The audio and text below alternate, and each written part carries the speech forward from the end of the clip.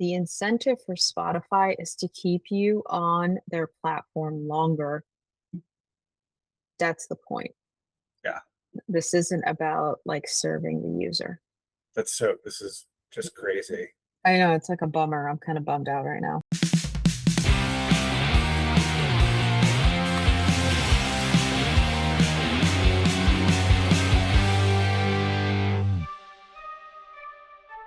Hey everybody, this is Eve Eden. Hey, and I'm Brian Crowley. Welcome to UX Murder Mystery. And Eve, today, who or what are we talking about? Yeah, so we are going to focus on just playlists in general. Just for me, my favorite thing to do is turn on the radio, turn on music in the mornings, in the car, on walks. Like I'm just constantly listening to music. And so during, I guess, like our Pandora days, Pandora used to be my favorite thing. It was so novel. I got to like figure out like new music to listen to, and I loved creating my own stations. Oh, that's interesting. I remember the Pandora days. I remember the early days of like being able to that discovery period of that new music through those types of services was a lot of fun. It really was. I mean, I thought Pandora was so cool. Before, at least in my mind, what I remember last is going to a place called Harmony House in Detroit, Michigan. There was like there was a few of them around town, and you used to go there and listen to like a album or something that came out. But then you would sit with other people and you would just listen to music together, put headphones on, and then just like strike up conversations because you'd see the album art, or you just ask someone, "What's that you're listening to?" And so it was this really cool place to also hang out and get to know people. Oh, that's really awesome. That's really cool. Yeah. Um, I remember listening to All Songs Considered on NPR to also like discover new artists too. That would be like a really cool way Yeah. to do that. How are things today? You've like what is our murder mystery about today? Yeah, so today we honestly want to focus on Spotify. I feel like Spotify is something of like almost like a coined term, similar to like a Xerox machine or a Kleenex, right? That terminology that people Sure. use to talk about what they're doing. So to use Spotify in that same scenario, we wanted to expose what is happening and maybe what's been happening with Spotify on almost like four fronts. So really how the shuffling in Spotify is not random in quotes. Also how the algorithm, what is it like optimizing for? How is that kind of money being influenced with people getting paid? Like a popularity loop that we're coining of like, why is it that the top 40 songs keep showing up, even though you might not be into that music? And so that's like a little bit of what we're going to be talking about today. Yeah. So and it looks like from Spotify itself, they've also talked about their engineering blog, I guess they're using algorithms to distribute songs in a way that feels more random. Um, I'm curious. This man, I would love to like. We should. I would love to talk to some like radio host or radio DJs or people that worked in radio at some point Mhm. to like learn a little bit about like I don't know, Eve. Do you feel like I feel like there's something missing from radio now and from the listening experience now that a DJ the human beings touch used to be able to help out versus what we have how things are going now. Yeah, I think there was more of the persona, the DJ persona, where you would look forward to like listening to them and them kind almost doing the same thing that we want, which is recommending new music to us that can't wait to tell our friends like this song that made us feel like X, Y, and Z. Like that's, I remember that. And even MTV, I think, was like really cool because now you had like the visual effects as well, right? The music videos, but it was that same thing where I don't know, you just I think just had more exposure to a variety of types of music. Yeah. So yeah, I think for instance, just like kind of talking through the shuffling um experience, like the UX of the algorithms makes it feel I think, is it like, do you feel like it's more random, and it's like avoiding like that clustering? And, if that's true, um, does it, is it because like you're kind of avoiding like the same artist or the same album, right? And so I just feel like their shuffle is not random, and it's because it's just engineered to feel random to us. Oh, sure. That also, I also wonder, is this, Eve, are you on, when you're listening to the shuffle? I wonder if there's a difference between if you're in a paid or premium tier level or a subscription level versus if you were listening it on free. Yeah. Yeah, so I think what we're dealing with is something called controlled distribution. It feels like the algorithms are distributing songs that feel more random. That's actually a direct quote from Spotify's engineering blog.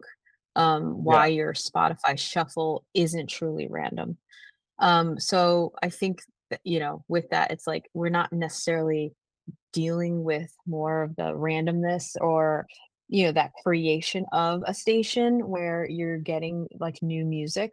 It's just distribution of it is calculated. And I see also that it says that apparently, according to MIT, the recommendation systems are designed to maximize the user engagement and not necessarily um, give the users diverse content. I found that really interesting because if you think about it, if you're actually getting fed diverse content, then it's satisfying your need, and then you need to engage with the controls less. And if you're optimizing to make people engage with the controls more, then you might not be giving them what they're actually needing. Yeah, a direct quote here from the source, Rolling Stone. Spotify tests new discovery mode feature. Quote, artists and labels can identify music that's a priority for them, and Spotify will add a signal to the algorithm to increase that music's likelihood of being recommended. However, in exchange, the rights holders agree to pay, get this, a lower promotional recording royalty rate for streams in these contexts. So it's like this kind of moment is shifting of songs not just being recommended. There's like like incentivized. Yeah, and it also seems as though the other thing that I've known in the past, you and I were kind of talking about before this, was the fact that artists, when Spotify launched, they were kind of criticized by a lot of artists for not really paying the amount of royalties or the amount of incentives that they should have. That was like a big issue in early days of streaming, and as we were trying to move from, I guess, piracy to streaming, it was Yeah. kind of like streaming was seen as like a compromise. Um, but it seems even then, one of the big controversies for a long time was that artists were not being paid adequately for streaming. Yeah, I mean, just to kind of add like a personal note here, there's a person, so I live in Nashville and Music City. And Yeah. so I do run into folks that have written, some famous, songs. and have been in the music industry for like decades. And one thing they have admitted to me is there is like no money being made in writing songs anymore, at least not in the capacity they were used to. So it's completely dried up, and they are just, it's sad to, like, realize that. I had no idea. So this is, like, very new information for me, but yeah, like, songwriting and just, just, like, doing that for a living is, I guess it's just not, something that, can be maintained, I guess.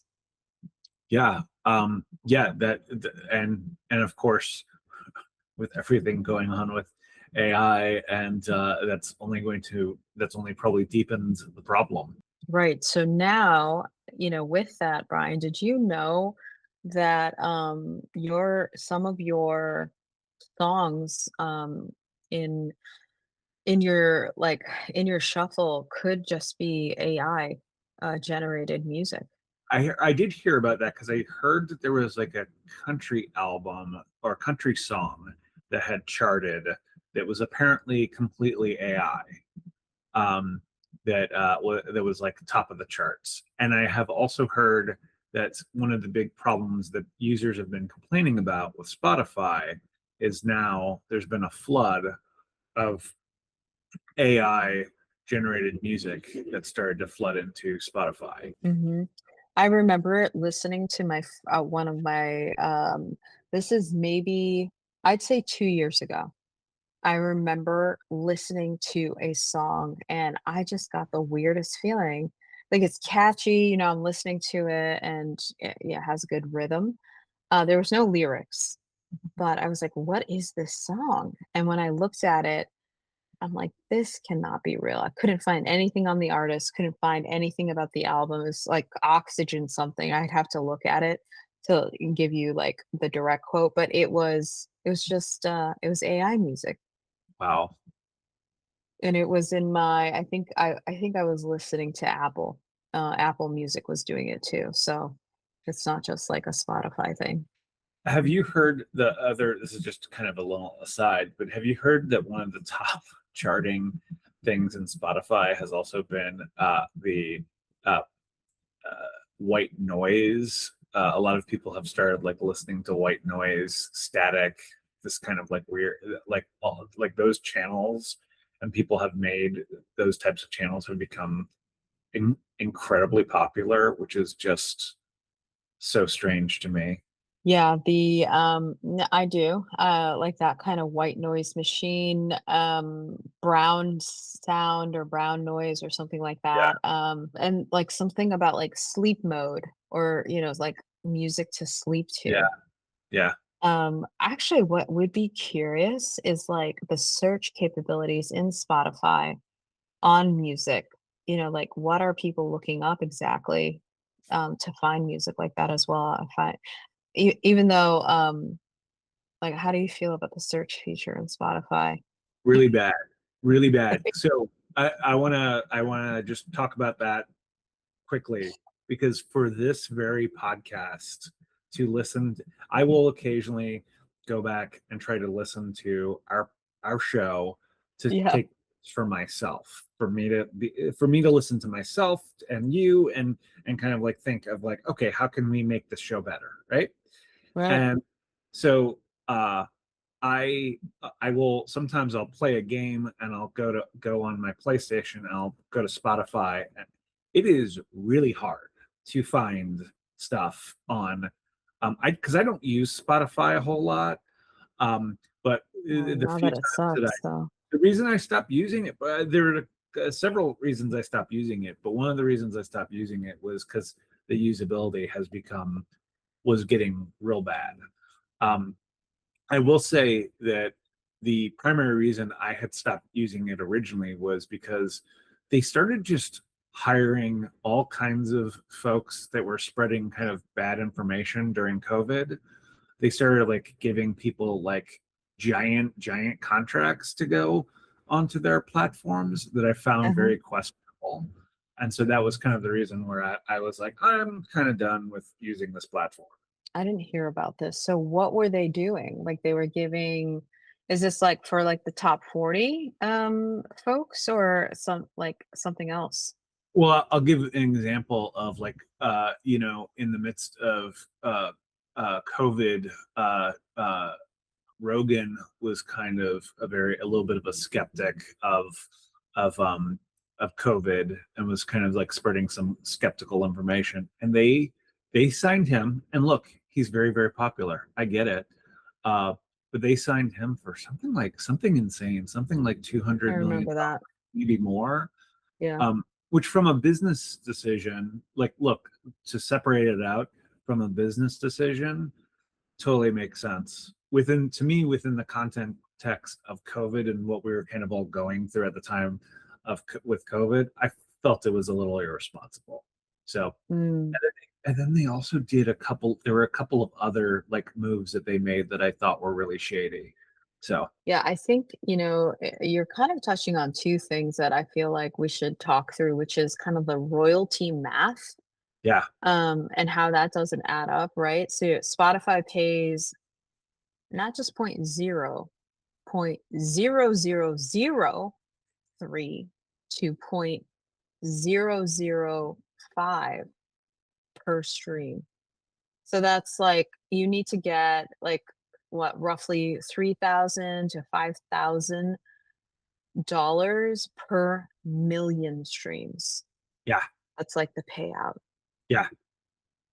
Well, I mean, look, even if if you and I were to like yank open the numbers on this very show, the same thing is true of like we use Libsyn, we use YouTube, and like YouTube to like start getting traction, we'd have to get to 500 subscribers, and like the numbers to get up to like that level um is very hard. Like I think the most that we've made from this show is like Yeah, point is like just maybe 40 pennies. cents 40 Yeah, cents Yeah, right on.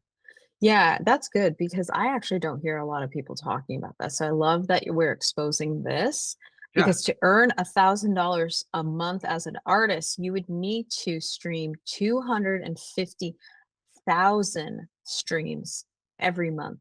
right. And like who's doing that? I Well, don't know, like, and you know that like, so we were talking about Taylor Swift uh earlier. You're getting you're getting recommended Taylor Swift, right? right. And that's like not an artist necessarily I listen to at Well, all, but still like, and it's not just me. It's like some of my friends are like, I don't know why like Taylor Swift shows up in my discovery mode or more so it's the create station that's throwing us off. well, I wonder if part of it is that they make a bunch of money off the platform, right? And so then they're able to reinvest back into the platform for like advertising purposes or for recommendations. And I wonder if I don't know, but I wonder if that's part of the business model. If like they make X amount of money and then their publicist and the record labels and whomever else is then able to like reinvest back into the platform so that way each time they're like, here's Taylor Swift's 1989 album or whatever. Yeah, here's something that comes from Spotify Loud and Clear 2024 report. Beats and Business royalty breakdown. Spotify paid $10 billion in total in royalties in 2024. However, nearly 1,500 artists earned over $1 million. Wow. Most of them earning nothing. Yeah, that doesn't. Well, and I would also say this, uh, it makes sense that there are a whole lot of artists that have like yanked their music off of Spotify because of the reason where they say like, if I'm basically making nothing on Spotify, well, there's no benefit for my music to be on Spotify. Yeah, I do feel like, do you think that it's because the platforms are getting like this is kind of sidebar conversation, but do you think that the platforms are getting saturated with the number of users, right? There's this like optimal time of YouTube and let's say these platforms where they were just needing content, fresh content, so that, there's this addiction of like the constant scroll, like infinite scroll. And in order to do that, there has to be like content just coming in. And so they were more generous with, show like us showing up on more within people's like For You page or home pages or discovery mode. I don't know. Yeah, I'm this just is thinking through that. so. This is my theory, and this is how it relates to radio DJs. Is that we miss the radio DJs because of the radio DJs, or even like when you had broadcast programming, right? Is that you have a human being making specific and intentional choices and then laying down context around those choices. So it becomes more of a they're expressing something and they're giving you they're giving you information and giving you something.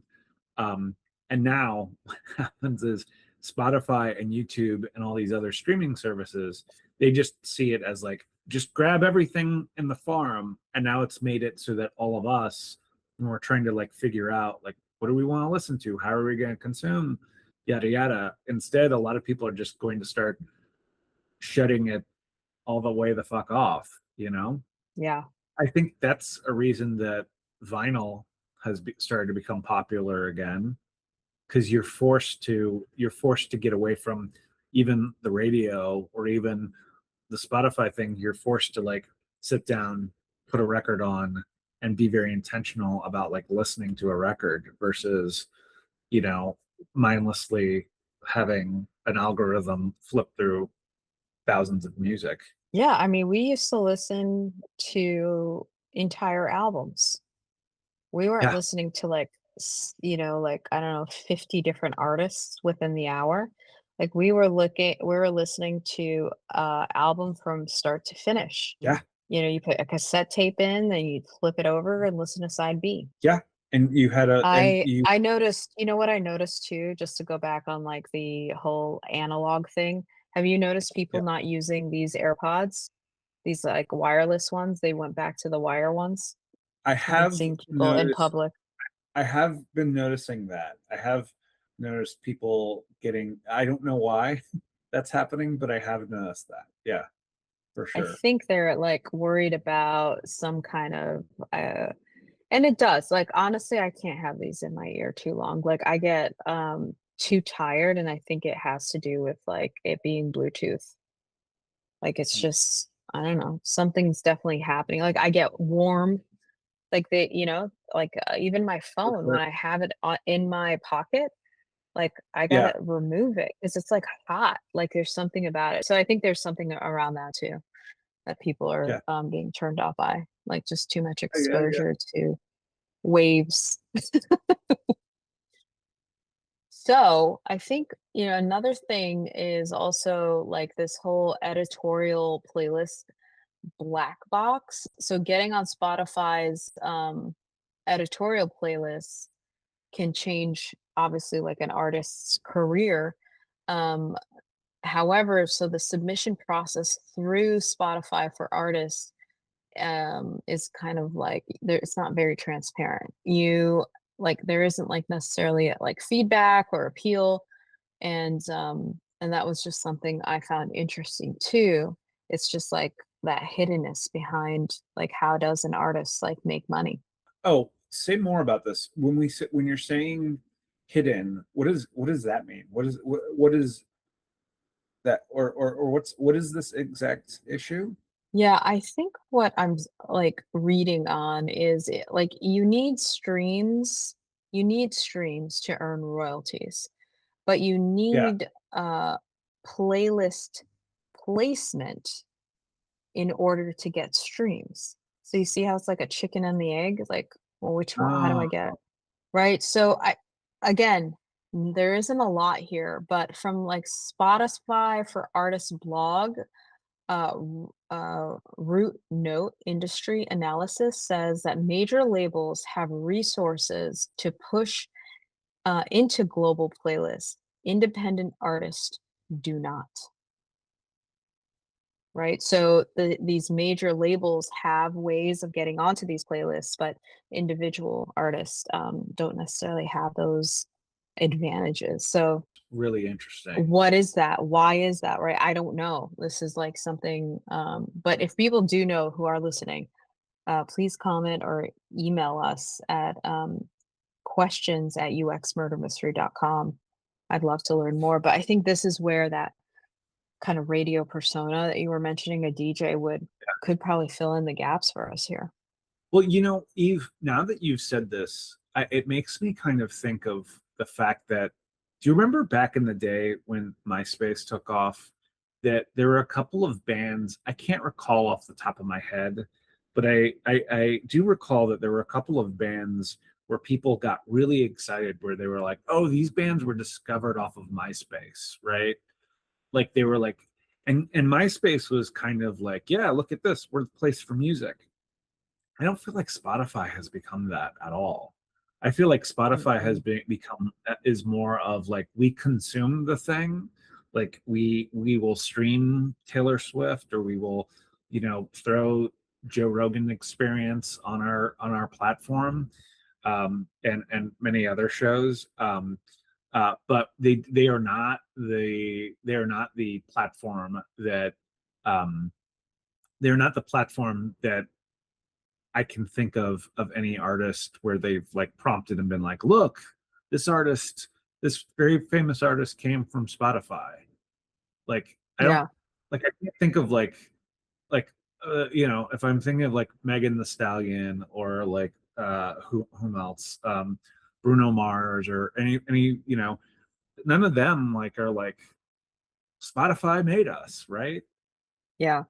Yeah, one thing to mention too, if we just kind of jump on capitalism for a second, Yeah. Spotify is a publicly traded company, Yep. which means that it has a mix of shareholders, not just one. The founders, Daniel Ick and Martin, is it Laurent Zun? They have the largest individuals shareholders and hold the most like significant power. However, big investment firms do own large chunks of Spotify. Guess who? Really? Guess Uh, who? Look, BlackRock. One, Let's see. We got BlackRock. What would be the other? Uh, Morgan Stanley Morgan Stanley. and Fidelity Investments. There you go. So that's what you're feeling. That's what, and this is like, you see this, like it's kind of these mergers and acquisitions, I feel like they need to be stopped. Like somebody needs to put a cap on, like, they're kind of ruining, actually, you know what they're doing? They're ruining capitalism. Yeah. That's what it is. For me, that you're ruining what capitalism was originally. It's, like, more for the individual. It's these companies, I feel like these companies need to take a back seat. Anyway, so the public owns part of it too. So since 2018, you can also buy stocks on Spotify if you did not know that. Is somebody gonna bid it up against a hedge fund through Robinhood? I know. Yes. Then get shut down by the Robinhood. It'll be a Robinhood Spotify BlackRock joint. I mean, it's sad, because I remember Spotify was like the thing back, like a few years back. People loved it. Was almost like, that kind of brand that you wanted to like give all your loyalty to. And of course, these that's why these types of companies buy out, um, are kind of loved brands, because that's what Spotify was, and so was is the key word. So with that, yeah, Spotify is publicly traded, so it has to answer to its shareholders, the Wall Street expectations and any growth and profit targets that they have per quarter or per year. I wonder, oh my God. It also makes me think of, remember a couple of years ago, and this has been like a continuous thing that's happened where all of a lot of older artists, I think like it was Bruce Springsteen and Sting, I think Paul McCartney, maybe the Stones, where they're buying up all these catalogs, where they're buying these giant catalogs of their music too, Mm. for like $500 million or such. And so I wonder if like that's also part of the grab as much content as possible so we can continue to, you know, just pump it all out, pump it into the thing. Yeah. Yeah, a couple things too from like a UX perspective. So our expectation is like, why does the shuffle feature feel off? Just to kind of put like a finer point on it, what we're saying is that our expectation is shuffle should feel random. It should have some kind of personal aspect, like maybe you like female vocalists or I don't know, whatever it is that you enjoy. And that's what you're getting more of because this is what you opted in for. And that was that kind of Pandora's heydays. I remember that because it would ask me those types of specifications. I remember those little surveys they used to do, which was awesome. And then I could see because I said this, I got more of this kind of random music. However, Spotify's incentive is to that shuffle should keep you listening longer, Mm, right? So that's not the same thing as our yeah. expectation of random and personal. Well, do you remember, speaking of random, do you remember back in the day? I feel like Pandora was the one that started this type of thing, which was that you would be listening to it and then you'd hear a new song, maybe that you'd never heard before, Hmm. where it would like drive you into this direction. And then it would ask you, like, hey, is this right or wrong? Oh Because it was yeah. really like trying to like say, hey, let's because you would create a station that you would be listening to, and then I'd be like, is this right or wrong? So that way it would be like, this is the right kind of like wavelength of stuff that I want to listen to. And I feel like that's completely disappeared from, I feel like Spotify did that early on and they like kind of copied Pandora's. I don't quote me on that. I'm having like a loose memory of that. Mm. I feel like that's completely gone away. Yeah. Well, think about it like this. We talked about how, you put in, let's say, a vinyl record on and you're listening to the entire album. Yeah. Adele famously pushed Spotify to change how her albums play. She requested that her albums play default to order the playback to have the playback feature instead of shuffle because the shuffle for her was ruining the story of how her what her albums are talking about. So and Spotify did change that. And which tells me something, right? That artists still have influence, and the product decisions that let's say the Spotify product team is making, are negotiable. And so Yeah. UX is not purely user first, right? So those are, that to me, it kind of stuck out to me when I read about that. Can you tell me, Eve, can you tell me about what is a ghost artist? What are ghost artists? Yeah, so I think what we were looking into is that Spotify isn't just kind of creating disadvantages for artists or independent artists. It's actually competing against them. So it's competing How's it with them. compete? Yeah, how? So yeah, so in December 2024, Liz, I believe her last name is Pelly, published The Ghosts in the Machine in Harper's Magazine. which this person revealed is that there's an internal program called Perfect Fit Content, short for PFC. Um, the network of production firms is creating kind of low budget stock music, just like, stock photographs. Think of istock.com, God. istockphoto.com. And Spotify employees quietly placing those tracks into your curated lists. And so this is like a direct quote from um, Harper's Magazine, right? The Ghosts in the Machine, December 2024. What they're trying to do, or their goal was, is to grow the percentage of cheap to license streams to reduce the payout of royalties to like real artists. Like it's just creepy all around. So they're putting so okay. So this is like if you had a high end photography site, because just to use the stock photo analogy, if you had a Yeah. high-end photography site So like Getty photos or something. like a Getty Photos or something, um, that are high-end real images, and this is like if you had somebody start grabbing a bunch of random stock photos and throwing these stock photos into random libraries so that to increase the influence of their own li- library, or is it or is the goal to devalue the artist? This seems sketchy as hell. Yeah, it's actually really popular. There's like 150 playlists, including labels like Deep Focused, Cocktail Jazz, and Morning Stretch. This is entirely the PFC content.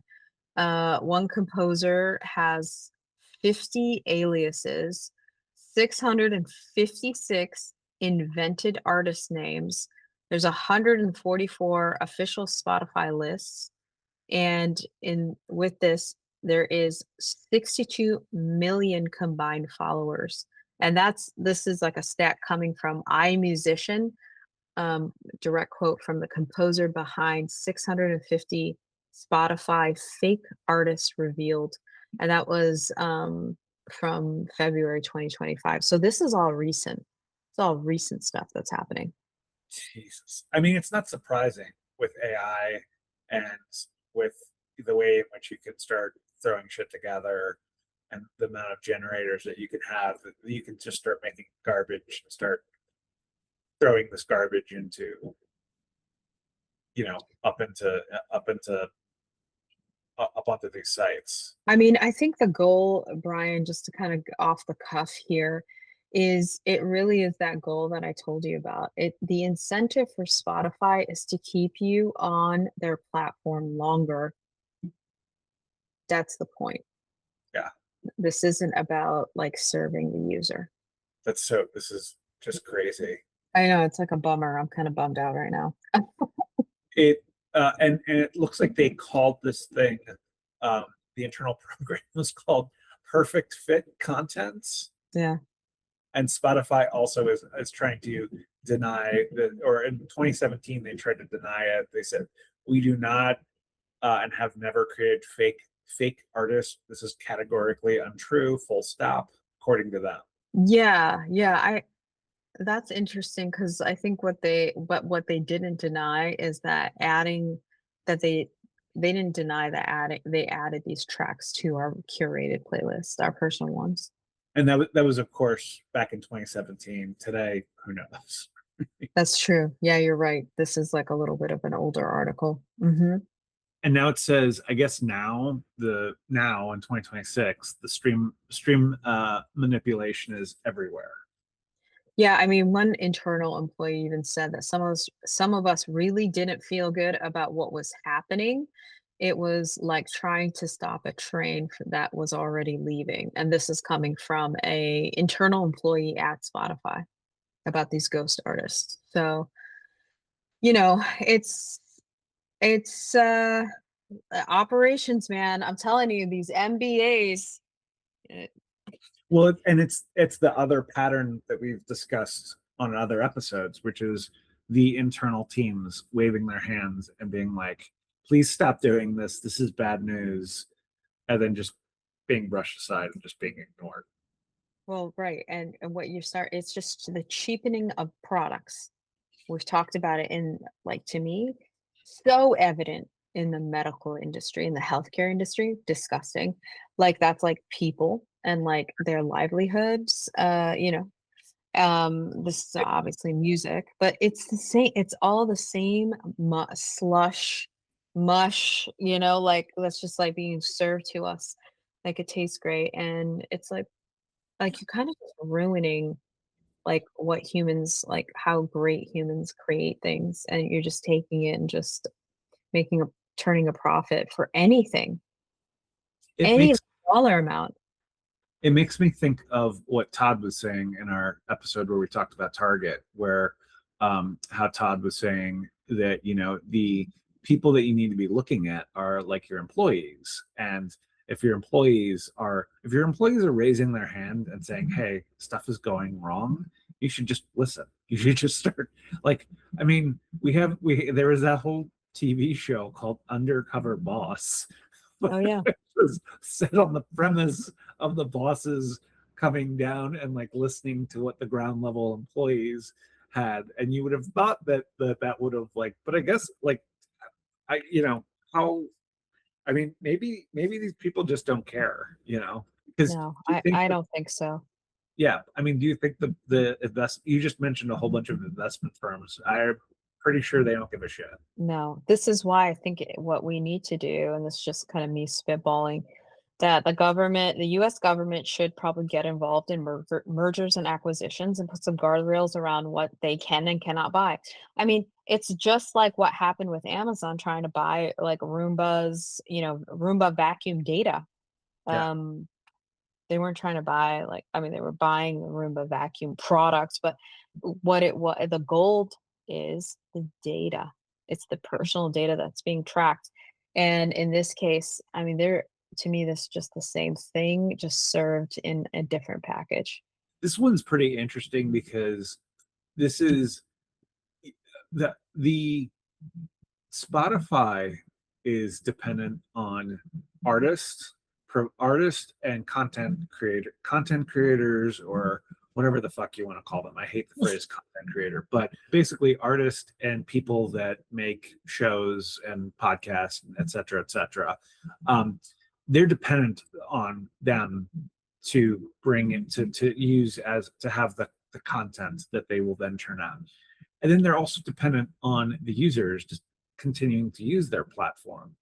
And it feels as though they're failing at both ends of both for both parties, because they're not compensating the people that are fueling their engine, and then the people that are flying on the plane Yeah. are very unhappy as well. Yeah. And if we're going to close this verdict, right?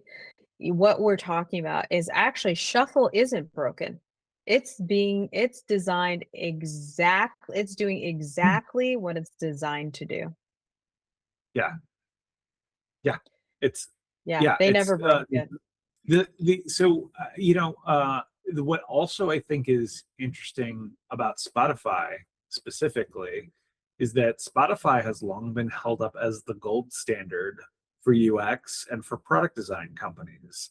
And so when we're Mm. looking at what all Oh, these what a other like companies are, all the squad model, right? Like if like we'll put up a photo of the squad model here in the on the show, but the squad model was adopted by a whole bunch of different companies, and so they were all trying to like grab and start the Spotify's working model. And so as we Mhm. start to see these other collapses, it's like, well, what's happened in Spotify's working model that is now making this not, this happen?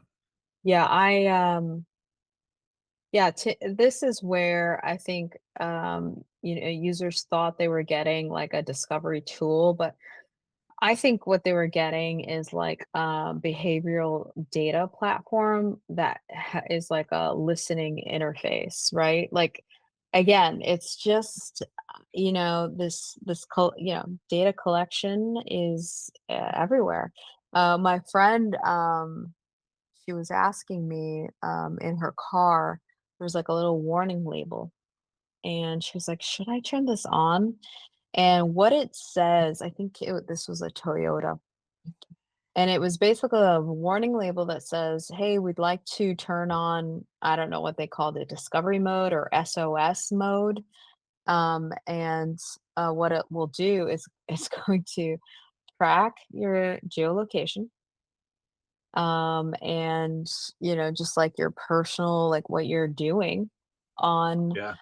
the interface. And so she was worried. She's like, if I plug my phone in, is it also collecting that data as well? That was not clear. So she was like worried, and she was asking me about it. But, this is where we are. They're just it's like a digital product, but behind all the digital products is this gold, of data collection. Hmm. And this is like the same conversation we had with Todd about, Yeah. all this data that's being collected and what they're doing about it, which they're not really being smart about it. And if I think about it, you not being smart about it is also, I'm curious, like, well, if there was a profit to turn, you would turn that profit in a second, but otherwise you must be doing something else with it, and Hmm. we aren't fully aware of what's I going agree. on. Yeah. All right. Well, this was a good conversation. We should you if I would love for people to don't forget to subscribe and share the show, because like I said, we need to get to 500 subscribers, for us to be able to start. Let's hit 50 cents. Yeah, yeah, yeah. Sorry. We can get 50 cents going. Um, and we should also invite people to send us questions at uxmurdermystery.com and give us some, tell us what your thoughts on Spotify and your thoughts on streaming and music. I would love to know from people what they think. Yeah, and if you have other topics you think we should be looking into, please send us an email about that as well. All right. Thanks everybody. All right, take care. We'll see you next week. Like, subscribe, and follow, or become our next victim of bad UX. UX Murder Mystery is a joint production of Eve, User Experience Design Agency, and Crowley UX, where systems meet stories. It's hosted by Brian J. Crowley and Eve Eden. Edited by Kelsey Smith. Intro animation and logo design by Brian J. Crowley. The music is by Nicolas Lee. You can follow us at UX Murder Mystery. You can email us at questions@uxmurdermystery.com. UX Murder Mystery is a copyright 2025, Brian J. Crowley and Eve Eden. Thanks for listening.